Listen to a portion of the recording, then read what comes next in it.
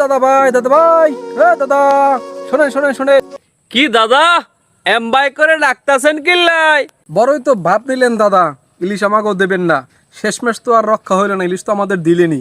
অতএব বোঝা গেল আপনারা যতই ভাব নেন দাদা, কোনো লাভ নাই, ইলিশ আমাদের দিতেই হয়। দাদা আস্তে আস্তে, কুল কুল দাদা, এত চাইতেন না। আগে খাইতেন ফ্রি, এখন আর ফ্রিতে ফস করে না, এখন করি রাপ্তানি।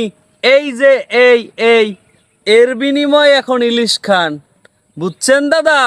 দাদা এতগুলা কথা শুনাইলেন, আমরাও তো রপ্তানি করি পেঁয়াজ আলু, আমাদের কাছ থেকে তো আপনারাও নেন দাদা। শোনেন দাদা, আমাদের ইলিশ না পেলে আপনাদের সমস্যাই হয়, কিন্তু আপনাদের আলু আর পেঁয়াজ না পেলে